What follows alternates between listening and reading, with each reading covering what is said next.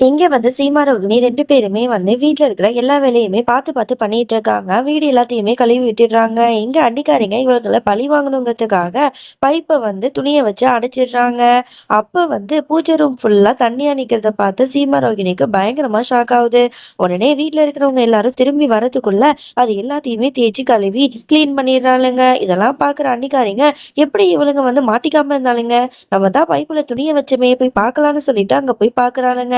அப்ப கரெக்ட்டா அந்த இடத்துக்கு ரோகிணி வந்து, "எதுக்கு இவ்ளோ கேவலமான வேலை பண்றீங்க? நாங்க வந்து உங்களுக்கு அப்படி என்ன பண்ணிட்டோம்?" அப்படின்னு சொல்லிட்டு சண்டை போட்டுட்டு இருக்கா. "ஆமா, நீயும் சீமாவும் வந்ததுக்கு அப்புறமா தான் பாட்டி வந்து எங்கள மதிக்க மாட்றாங்க. அதனால தான் நாங்க இப்படி பண்ணுவோம். இப்படித்தான் நாங்க பண்ணுவோம். உன்னால என்ன பண்ண முடியுமோ பண்ணிக்கோ." அப்படின்னு சொல்லிட்டு போயிடுறாங்க. அடுத்த நாள் ஆகுது. வேலை செஞ்சு செஞ்சு நம்மளோட சீமாவோட காலு வலிக்க ஆரம்பிச்சிருது. உடனே வந்து ரோகிணி வந்து, "அக்கா நீங்க போய் உட்காருங்க. நான் சுடு தண்ணி எடுத்துட்டு வரேன்." அப்படின்னு சொல்லிட்டு அவ வந்து சொல்லுவா. உடனே அந்த கேப்ப பயன்படுத்தி அன்னிக்காரிங்க வந்து கொதிக்க கொதிக்க இருக்கிற சுடு தண்ணிய வந்து சீமாவோட ரூம்ல வச்சுருவாங்க. அது தெரியாத சீமா அதுல கால விடுறதுக்கு போறா. இதுக்கப்புறம் என்ன நடந்துச்சுன்னு தெரிஞ்சுக்கணுமா? கீழ ஃபுல் லிங்க் வீடியோ குடுத்துருக்கேன். அத கிளிக் பண்ணி பாருங்க. பாய்.